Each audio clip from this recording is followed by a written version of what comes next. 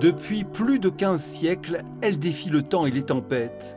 Vigie dressée face à la Méditerranée, la tour monastère domine de sa masse l'île de Saint-Honorat. Au fil des ans, les vagues et la pluie ont fait leur travail de sape.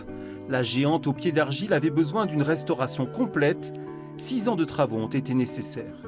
Ces travaux étaient complètement nécessaires pour la pérennité de l'édifice, de l'ouvrage, et en même temps sa préservation, et puis en même temps sa présentation, parce que c'est quand même un édifice hors du commun. Quand on arrive et qu'on se retrouve nez à nez avec les cloîtres superposés, c'est quand même une émotion d'architecture qui est bien réelle.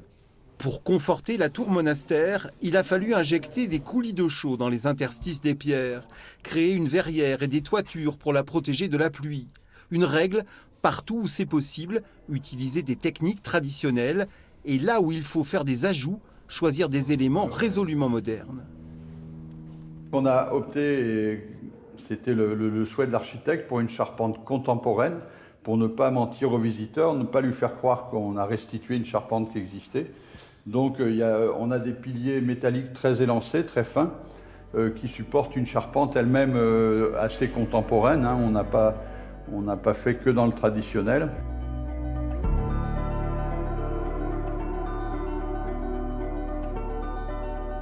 C'est un symbole de la vie présente qui assume le passé depuis 1600 ans et qui est ouvert sur l'avenir. Nous ne sommes pas passéistes ou empreints de nostalgie. C'est s'occuper du passé pour vivre pleinement le présent, et en s'occupant du présent, on prépare l'avenir. Au total, plus de 7 millions d'euros ont été engagés pour la restauration et la mise en sécurité de la tour monastère. Le public va découvrir le nouveau visage de la vieille dame de pierre.